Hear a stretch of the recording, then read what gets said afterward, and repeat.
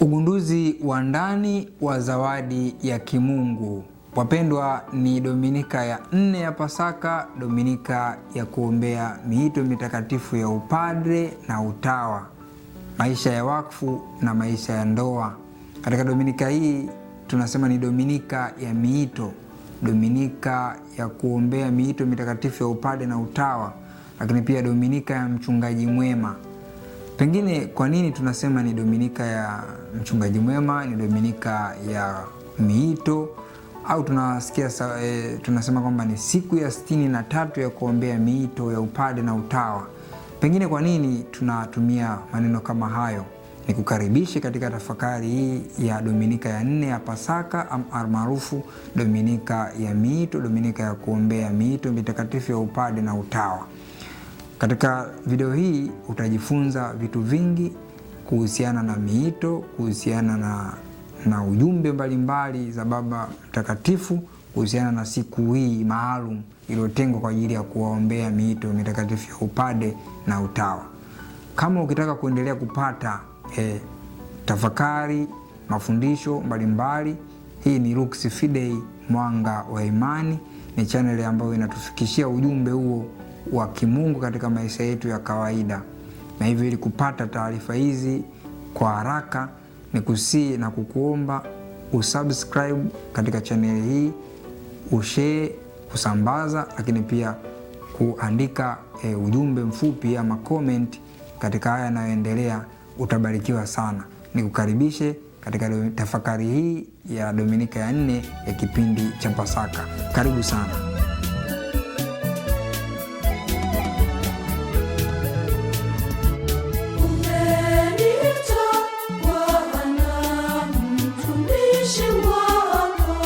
Nikaitende kazi yako shambani mwako.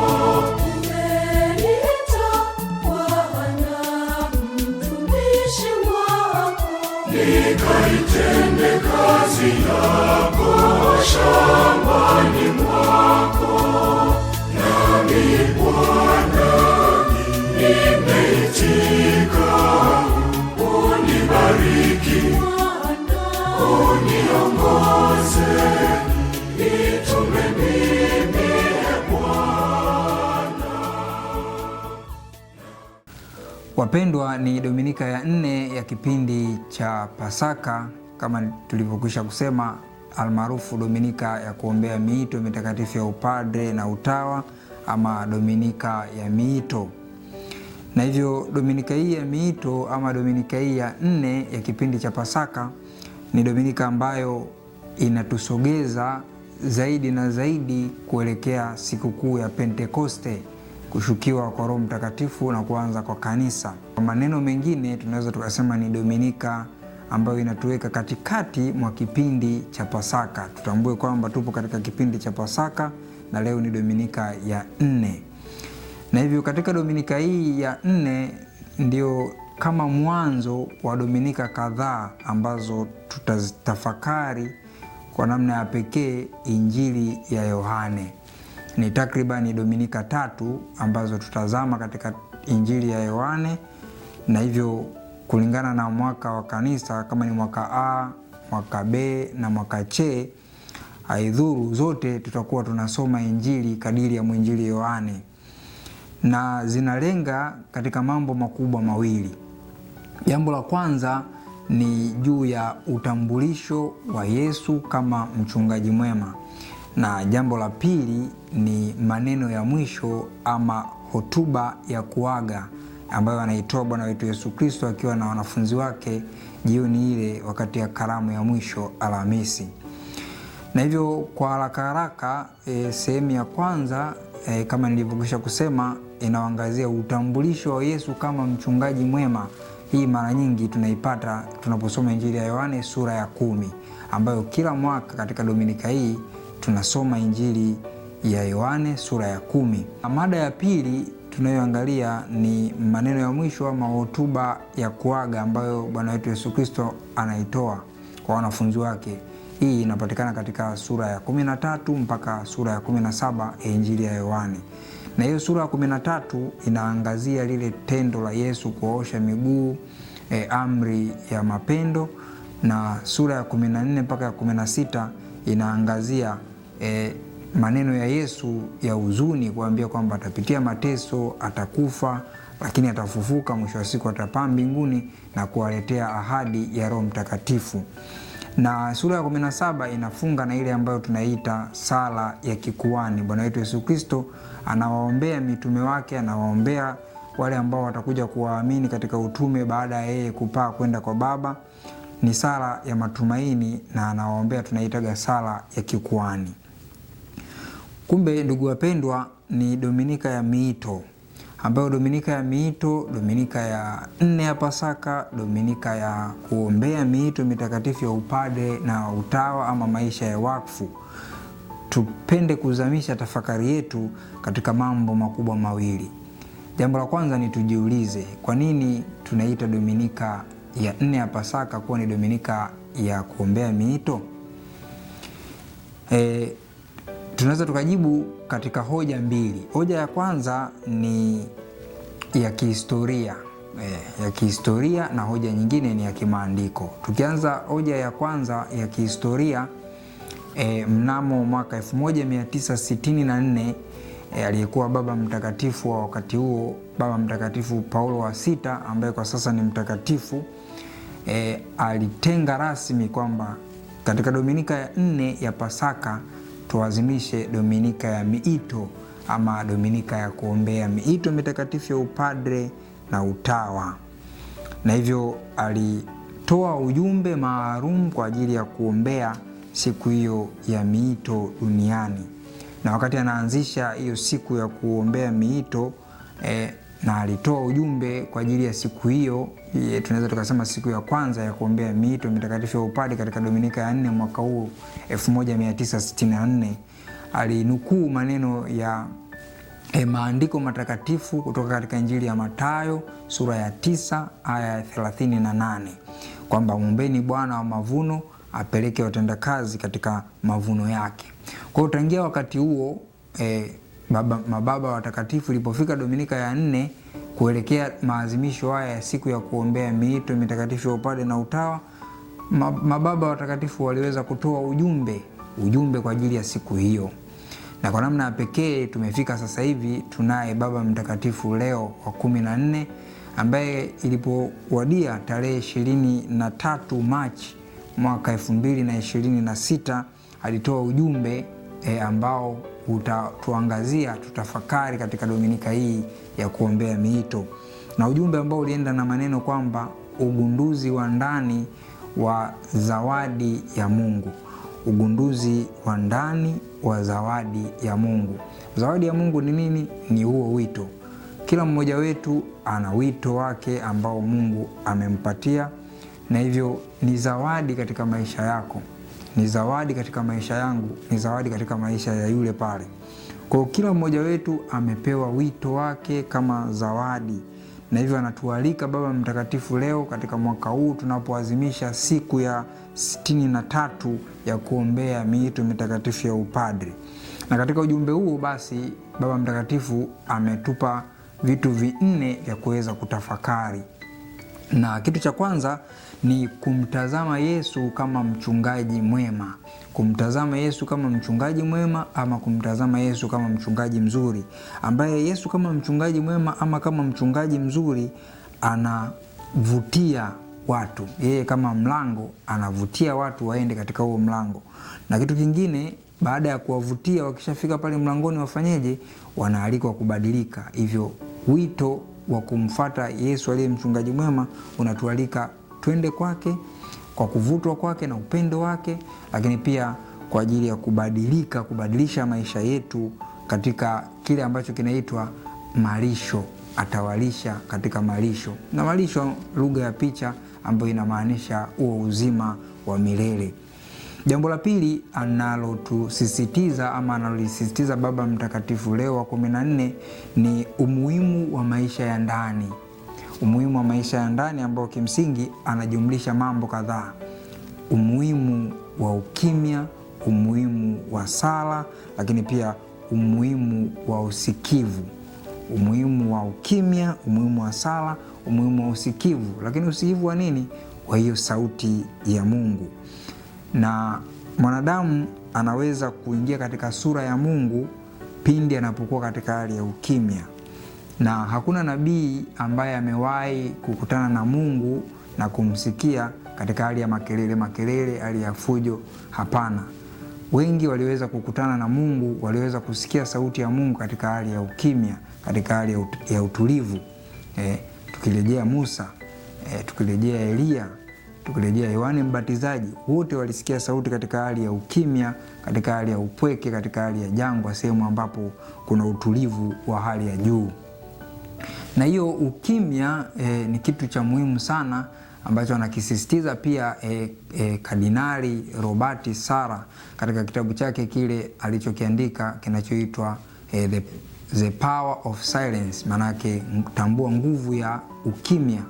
Katika hiko kitabu basi anaelezea faida za ukimya katika kusikiliza sauti ya Mungu. Kumbe tunasikia sauti ya Mungu katika hali ya ukimya. Mnamo Julai 4 mwaka 2010, wakati kanisa liliazimisha miaka 800 tangu kuzaliwa Baba Mtakatifu Celestini wa tano, aliyekuwa Baba Mtakatifu wakati huo, Baba Mtakatifu Benedikto wa 16, alisisitiza kwamba mara nyingi tunaishi katika jamii ambayo inakuwa katika nafasi na kutambua kwamba kila wakati, kila nafasi ni lazima ijazwe na miradi, ijazwe na shughuli mbalimbali, ijazwe na kelele mbalimbali. Na hivyo mara nyingi hakuna muda wa kusikilizana, hakuna muda wa kuzungumza. Kumbe tunahitaji ukimya ili sio tu kusikia sauti ya Mungu, bali kuweza kusikiliza hata sauti za watu ambao wapo karibu yetu, kusikiliza sauti za wale ambao wanalia na hivyo wanahitaji msaada wa kwetu, lakini pia kusikia sauti za watu wengine. Ni katika ukimya huo ndio tunaweza kuonja ama kusikia sauti kama vile wale wanyama ama kondoo wanavyoisikia sauti ya mchungaji wao. Na hilo tutaliangalia vizuri katika hiyo sehemu ya pili ya kutambua kwamba hii ni Dominika ya Miito. Kwa nini Dominika ya Miito?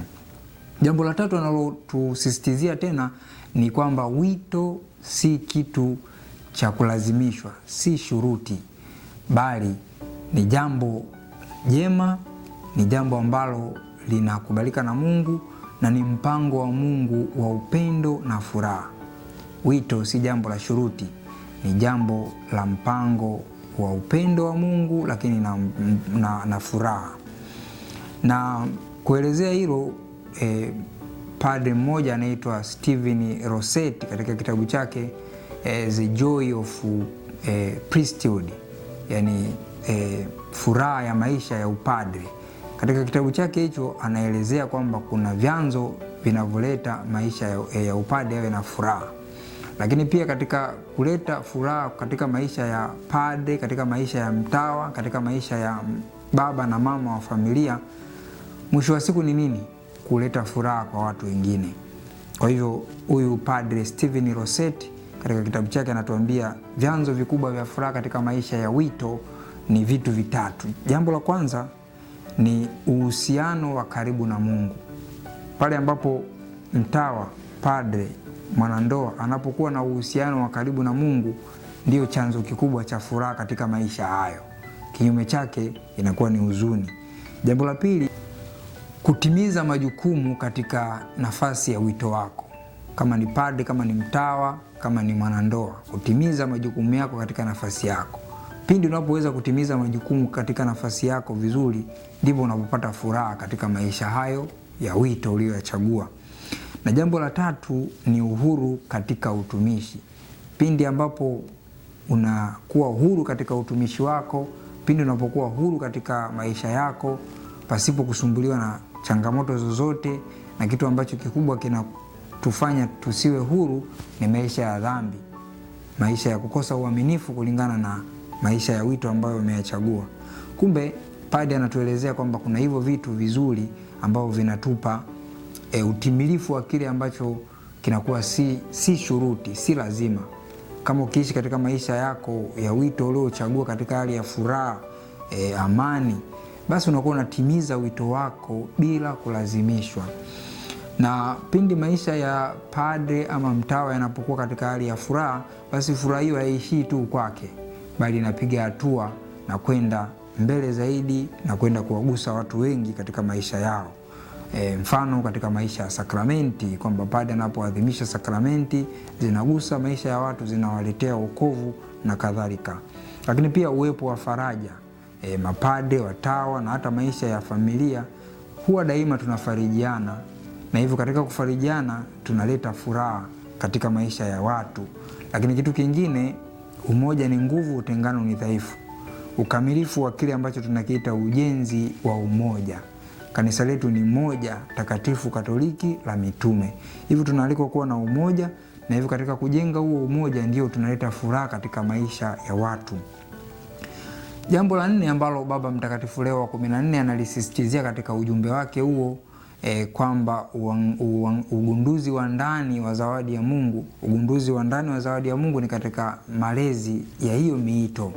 Tukitambua kwamba miito inachipuka katika maisha ya familia, katika ngazi ya familia ndipo tunapata miito mbalimbali, miito ya ndoa, miito ya upadre, miito ya maisha ya wakfu, miito ya utawa. Hivyo kuna nafasi kubwa ya malezi ya hiyo miito. Nafasi kubwa ipo ya malezi ya hiyo miito.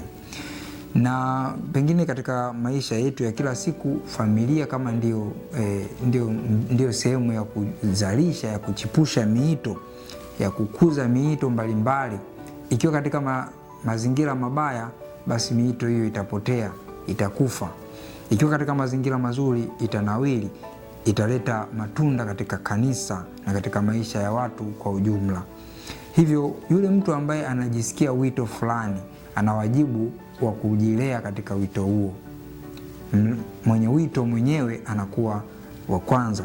Lakini pia nguvu ya Roho Mtakatifu kukuongoza katika kutambua na kung'amua kwamba umeitwa katika wito gani. Na pia familia ina mchango mkubwa, jumuiya ndogo ndogo zina mchango mkubwa katika kulea na kukuza miito, lakini pia parokia na kadhalika na kadhalika. Yote haya yanaweza kutunza hiyo zawadi ya wito na kukumbatia, lakini pia kuilinda, ili mwisho wa siku iweze kuzaa matunda. Kwa hiyo inakuwa ni hoja ya kwanza ya kihistoria, lakini pia ya kimazingira, lakini pia ya ujumbe kutoka kwa Baba Mtakatifu Leo wa 14 juu ya siku hii ya 63 ya kuombea miito ya upadre na maisha ya wakfu ama utawa. Hoja ya pili ni hoja ya kimaandiko matakatifu. Hoja ya kimaandiko matakatifu ni kwamba tunasema Dominika hii ya 4 ni Dominika ya kuombea miito, Dominika ya mchungaji mwema. Katika Dominika hii ya 4 tunasema ni Dominika ya mchungaji mwema, ni Dominika ya miito, ni Dominika ya mchungaji mwema pia kwa sababu katika liturujia ya mwaka wa kanisa, kipindi cha Pasaka, kila Dominika ya 4, haijalishi mwaka A wa kanisa, mwaka B wa kanisa, mwaka C wa kanisa, tunasoma Injili ya Yohane sura ya 10 na tunapata utambulisho wa Yesu kama mchungaji mwema, na hivyo anakuwa anatupa kama mfano, anatupa kama kielelezo cha namna ya kuwa mchungaji mwema. Na kuwa mchungaji mwema haimaanishi kwamba uwe katika maisha ya upadre na utawa pekee, kwa sababu katika kadiri ya katekisimu ya Kanisa Katoliki tunapata kurithi hiyo hadhi ya ukuhani kwa sakramenti 2. Sakramenti ya kwanza ni sakramenti ya ubatizo, ambao tunapata kile kinachoitwa ukuhani wa jumla, common priesthood. Lakini pia kwa upande wa pili, kwa sakramenti ya daraja takatifu tunapata ukuhani wa huduma ama ministerial priesthood, ambao sasa ndio wanafanyika wale mapadre. Kumbe kwa hatua ya kwanza, kila mmoja wetu analithishwa ukuhani, na hivyo analithishwa kuwa mchungaji mwema katika maisha yake na katika nafasi aliyokuwa nayo. Lakini zaidi sana kuombea kile ambacho kinaitwa ukuhani wa huduma ama ministerial priesthood. Na katika Injili hii tunaweza tukatumia neno la Kiyunani ama Kigiriki linaloonyesha mafundisho ya Yesu juu ya kujitambulisha yeye kama mchungaji mwema. Neno linalotumika pale ni paroimia. Paroimia ni neno ambalo linataka kufanana ama linamaanisha tamathali ya usemi, ama tunaweza tukasema mfano, kutumia mfano fulani kuelezea kitu kingine. Na hili linaweza likawa limetumika pia katika injili zingine, hizi tunaziita injili pacha, yani Mathayo, Marko na Luka. Wametumia msamiati unaoitwa parabola ama parable ama mfano. Na katika injili hizo basi kuna mifano mbalimbali ambayo Yesu mara nyingi alikuwa akiitumia kuwafundishia wanafunzi wake ama wafuasi wake. Na alitumia mfano kama ufalme wa mbinguni umefanana kama hazina iliyothitirika. Ufalme wa mbinguni umefanana kama hazina iliyositirika. Ufalme wa mbinguni umefanana kama lulu ya thamani. Ufalme wa mbinguni umefanana kama juya. Ufalme wa mbinguni umefanana kama chachu. Na ufalme wa mbinguni umefanana kama mbegu ya haradari ama punje ya haradari. Yote haya ni mfano wa kuonyesha ufalme wa Mungu, lakini ufalme wa Mungu haumaanishi kwamba wao ndio kama ule. Lakini kupitia mfano huo tunapata maana iliyo kubwa zaidi. Ndicho ambacho Yesu anatuletea katika injili ya leo, injili ya Yohane sura ya 10. Na hivyo katika mfano huu tunaweza tukasema mfano wa mchungaji mwema. Kama tunasema mfano wa mwana mpotevu, basi inaweza ikawa mfano wa mchungaji mwema. Na katika mfano wa mchungaji mwema tunaona Yesu anawaelezea wanafunzi wake mfano huo, lakini mara baada ya kuwaelezea wanaonekana hawaelewi kitu chochote. Wanaonekana hawaelewi kitu chochote kabisa. Lakini katika injili kadiri ya Yohane, Yesu anaanza kuambia kwamba amini amini nawaambia, yeye asiyeingia mlangoni katika zizi la kondoo, lakini akakwea penginepo, huyo ni mwivi, naye ni mnyang'anyi. Aingiaye mlangoni ni mchungaji wa kondoo. Bawabu humfungulia huyo, na kondoo huisikia sauti yake. Naye huwaita kondoo wake kwa majina yao na kuwapeleka nje. Naye awatoapo nje kondoo wake wote huwatangulia, na wale kondoo humfuata, kwa maana waijua sauti yake. Mgeni hawatamfuata kabisa, bali watamkimbia, kwa maana hawazijui sauti za wageni. Mithali Yesu aliwaambia, lakini hawakuelewa. Na Yesu anaendelea kufafanua kama ilivyo katika mifano kadiri ya wao injili wengine, injili pacha. Anawaambia mfano, wanakuwa hawaelewi, wanahitaji maana yake, anawafafanulia. Na hivyo Yesu anafafanua mfano huu. Na pengine mfano huu unahusisha vitu vingi. Unahusisha mazingira yale ya ufugaji. Pengine wale wafugaji wanaweza kufahamu kuna habari ya zizi la wale wanyama kwa namna ya pekee. Katika muktadha wa hapa ni kondoo, tunazungumzia kondoo. Lakini kuna taswira inayotumika ya bawabu ama mtunza mlango ama mlinzi. Lakini pia taswira nyingine inayotumika ni sauti ya kondoo, na pia kuitwa kwa majina. Mchungaji anapowaita kwa majina, wale kondoo wanafanyaje? Wanamfuata. Na pia kuna mwizi ama wezi ambao basi wanakuja kwa ajili ya kuwazuru hao kondoo, lakini pia kuharibu ama kuwateketeza na kadhalika. Kwa hivyo tunapata hiyo taswira ya simulizi hilo. Lakini tukirudi katika mazingira ya Kiyahudi, katika jamii ya Kiyahudi, kwa maana wao walikuwa ni wafugaji kwa nafasi kubwa, swala la kondoo alikuwa ni mnyama mwenye thamani. Hivyo wale ambao walikuwa wanatunza kondoo basi walikuwa wanahitaji kuwa makini, kwa sababu habari ya wezi kuwachukua wale kondoo na nini, kama ilivyo katika mazingira yetu kwa sasa, kwamba lazima kutunza mifugo yako, usio unaacha tu watu wanaweza wakaja wakaiba au wakafanyeje na kadhalika na kadhalika. Kwa katika mazingira hayo walitambua thamani ya huyo kondoo, hivyo waliweza kumtunza kwa hali ya juu. Licha ya hilo la kwanza, katika zizi walikuwa wanafanya kitu ambacho pengine wafugaji wanaweza wakaelewa. Mfugaji alikuwa anawatambua mifugo yake, kama ni kondoo, kama ni mbuzi, kama ni ng'ombe, alikuwa anawatambua kwa maana ya sauti. Walikuwa wana namna ya kuwaita. Akiwaita katika sauti fulani, wanajua huyu ndiye mchungaji wetu, wale kondoo wanafuata. Na wapo wengine hata wanyama kama ng'ombe walikuwa wanawaita kwa majina, na yule ng'ombe anajua kwamba ni mimi. Anatambua, anamfuata. Katika muktadha huo Kristo anatupa huo mfano. Kwa katika mazingira hayo ya zizi, ilikuwa inahusisha kwamba kondoo ama wanyama wanaingia zizini wakiwa wanyama wa wachungaji wengi, zaidi ya 2, zaidi ya 3 katika zizi moja, na hivyo kila mtu alikuwa anaingiza mule kondoo wake na kuwatoa.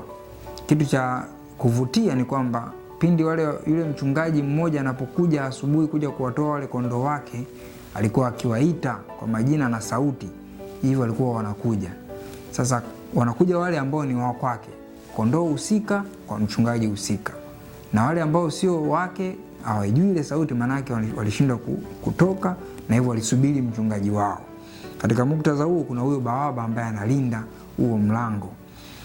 Ni muktadha ambao unaonyesha Yesu kama mchungaji mwema, lakini pia kwa upande mwingine kama huo mlango ama mlango wa zizi ambalo kondoo watapita kuelekea katika malisho na sio kubaki tena ndani. Na hivyo Yesu anasema kwamba mimi ni mlango. Mtu akiingia kwa mimi atapata vitu viwili. Ataokoka, atapata malisho.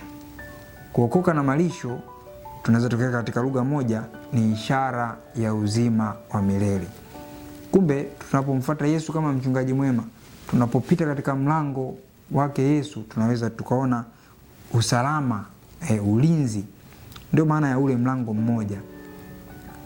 Yesu anatupa ulinzi, anatupa malisho, na ndicho ambacho tunakisoma katika somo la Zaburi. Bwana ndiye mchungaji wangu, sitapungukiwa na kitu. Katika malisho ya majani mabichi unilaza, kando ya maji ya utulivu uniongoza. Kwa hiyo tunaona malisho ambao ni uzima wa milele, ni zawadi za kimungu, ni neema mbalimbali ambazo tunazipata kutoka kwa huyo Yesu ambaye ni mchungaji mwema. Kitu cha kujiuliza na kutafakari ambacho kitatupa tafsiri ya ninakuwaje mchungaji mwema, ama tutamtambuaje mchungaji mwema na tutamtambuaje mchungaji mbaya. Je, nitajuaje sasa kama huyu ni mchungaji mwema, kama huyu ni mchungaji mbaya? Nitajuaje? Tunaposoma katika Injili, Yesu anatuambia maneno haya: mimi ndimi mlango wa kondoo. Mimi ndimi mlango, mtu akiingia kwa mimi ataokoka, ataingia na kutoka, naye atapata malisho. Mwivi haji ili aibe na kuchinja na kuharibu. Mimi nalikuja ili wawe na uzima, kisha wawe nao tele. Yesu anatupa hiyo picha kwamba kuna wachungaji waovu, kuna wachungaji wabaya, lakini pia yeye ni mchungaji mwema. Na kwa vile tupo kipindi cha Pasaka, hatuna masomo kutoka katika Agano la Kale, lakini Yesu anachokizungumzia katika Injili hii ya leo, anatulejea katika unabii kutoka katika kitabu cha Agano la Kale, ambacho sio kingine, ni kitabu cha nabii Ezekieli. Kitabu cha nabii Ezekieli anaonyesha kwamba kulikuwa na wachungaji, na kwa namna ya pekee viongozi wa taifa la Israeli, na kwa namna ya pekee zaidi ni makuhani ambao walikuwa ni waovu, ambao hawa ndio kama wachungaji waovu. Lakini pia katika uchungaji wao mwovu ama uchungaji wao usiojali kondoo, Mungu anawaadhibu kwa kuwaondoa katika uchungaji. Lakini sio hivyo tu, anasema yeye ndiye mchungaji mkubwa, ama yeye ndiye mchungaji mwema, ama yeye ndiye ukamilifu wa huduma hiyo ya uchungaji. Na Yesu anapoturejelea katika unabii wa Agano la Kale, kitabu cha nabii Ezekieli sura ya 34 aya ya 2 mpaka ya 6, nabii Ezekieli katika unabii wake anasema maneno yafuatayo: wewe mtu, toa unabii dhidi ya wachungaji wa Israeli, waambie hao wachungaji kuwa mimi Bwana Mwenyezi Mungu nasema hivi: ole wenu ninyi wachungaji wa Israeli, mnaojilisha nini wenyewe tu? Je, haiwapasi wachungaji kuwalisha kondoo? Mnakunywa maziwa, mnavaa mavazi ya manyoya yao, na kondoo wanono mnawachinja na kuwala, lakini hamwalishi hao kondoo.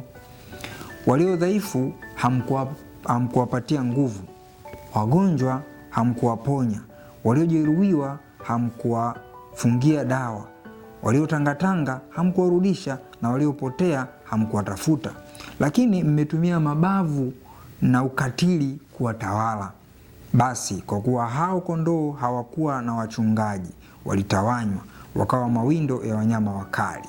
Naam, kondoo wangu walitawanywa, walisambazwa duniani kote, na hapakuwa na mtu aliyejali juu yao wala kuwatafuta. Basi sikieni vizuri.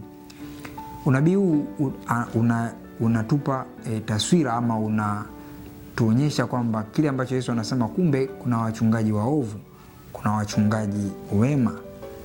Katika kuombea Dominika hii ya Miito, tutambue kwamba kuna wachungaji walio waovu.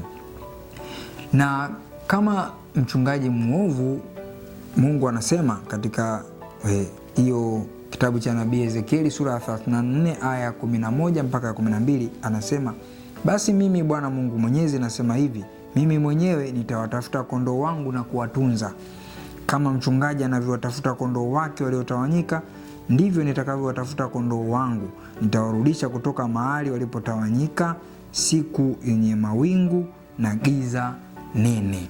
Siku yenye mawingu na giza nene. Kumbe Mungu anasema katika Agano la Kale kwamba atawatafuta kondoo, na hicho kinakamilishwa na nani? Kinakamilishwa na Bwana wetu Yesu Kristo mwenyewe. Ndio maana anajinadi kwamba yeye ni mchungaji mwema, na kama mchungaji mwema atawaokoa kondoo wake katika siku yenye mawingu na giza nene. Kwa nini katika mawingu na giza nene? Tunapata taswira ya kile ambacho Kristo amekitimiza. Amewakomboa kondoo wake katika mawingu, siku ya mawingu na giza nene. Yesu Kristo kama mchungaji mwema atatimiza kile ambacho anasema, atawaokoa kondoo katika siku ya mawingu na siku yenye giza nene. Hiyo kauli ina maana gani? Siku ya mawingu na siku yenye giza nene inaturudisha katika kile tunachokiita kusulubiwa kwa Yesu, mateso ya Yesu siku ya Ijumaa Kuu. Katika siku hiyo kulitokea giza nene, kulitokea mawingu. Kwa hiyo atawakomboa kondoo katika siku hiyo, ndicho ambacho alikitimiza. Kondoo aliwakomboa katika siku ya mateso, kifo na ufufuko wake.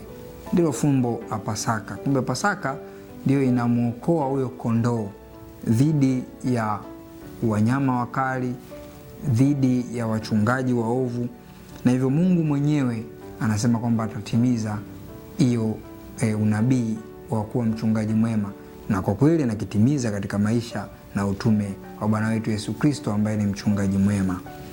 Somo la kwanza katika Dominika hii ya 4 ya Pasaka ni kutoka katika kitabu cha Matendo ya Mitume. Kitabu cha Matendo ya Mitume sura ya 2 ya 14a na aya ya 36 mpaka 41. Na katika sehemu hii ya somo ni kile ambacho ni muendelezo wa Dominika iliyopita, Dominika ya 3 ya Pasaka, ambapo katika Dominika hii ya 4 tunaendelea na ile hotuba ya Mtakatifu Petro.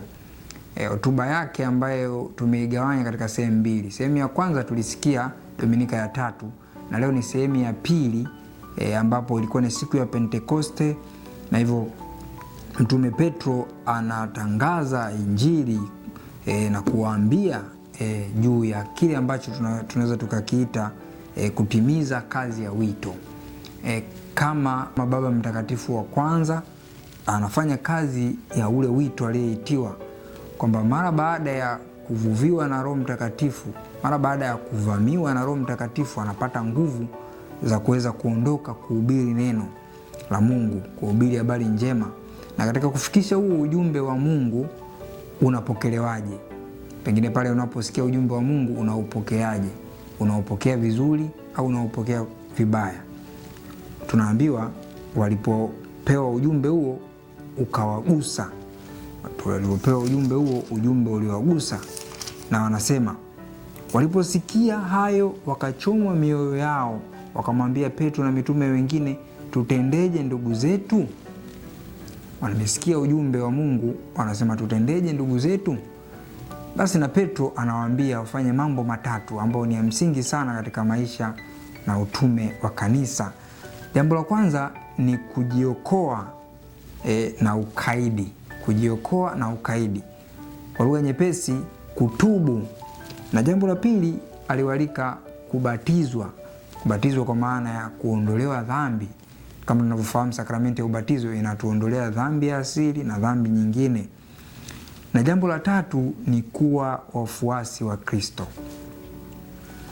Ndicho ambacho mitume, ndicho ambacho mapade, ndicho ambacho watawa na maisha ya wakfu wanaalikwa kufikisha ujumbe wa Mungu kwa watu.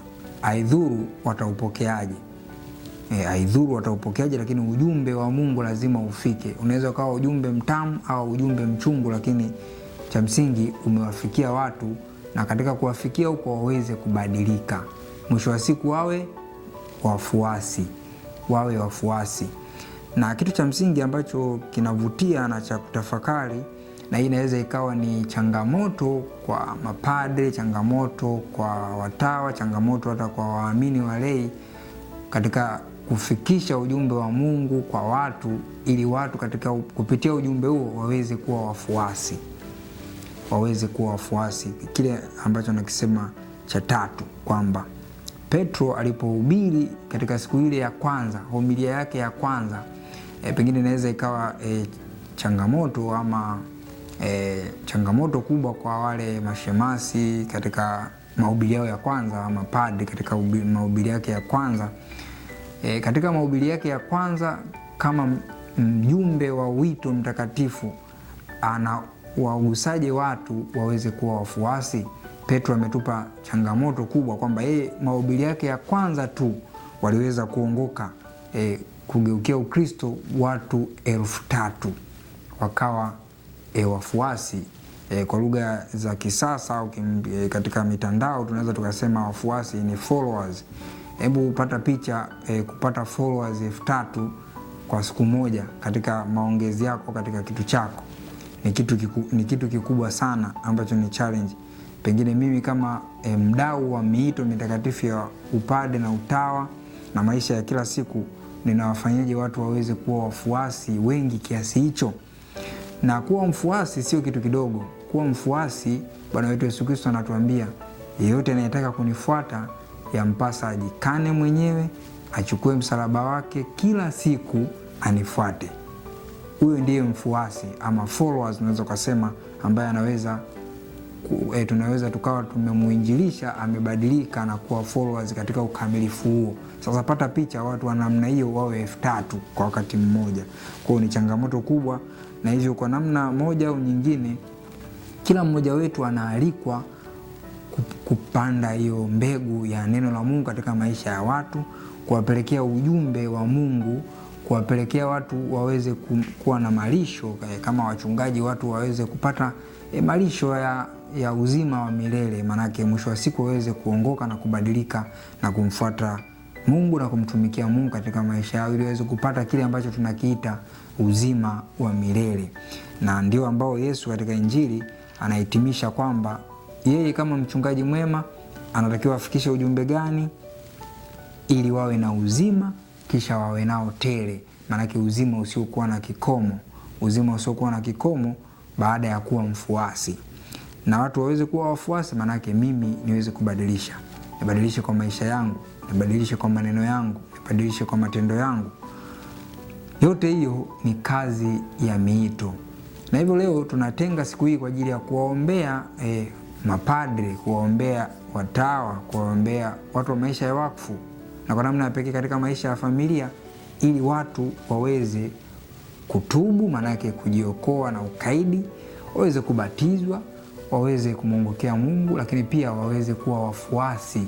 Kwani katika ufuasi ule ambao katika ukamilifu wake ndio tunaweza tukapata sasa huo uzima wa milele. Kumbe sio kazi ndogo katika maisha haya. Tuendelee kuombea miito mitakatifu katika kanisa, ili basi tuweze kupata watendakazi walio wengi. Muombeni Bwana wa mavuno apeleke watendakazi katika mavuno yake. Pengine umekuwa una hamu ya kuwa na wito fulani, iwe sala yako kumwomba Mungu akujalie uweze kusikia sauti hiyo ya Mungu katika wito fulani na uweze kutendea kazi na kuuendea. Mwenyezi Mungu akubariki, na katika Dominika hii ya miito ikawe Dominika njema ya kuweza kusikia sauti ya Mungu na sauti za watu wengine, ili kuweza kugusa maisha yao na kutimiza lengo la wito. Lengo la wito, Yesu anatuambia, ili wawe na uzima kisha wawe nao tele.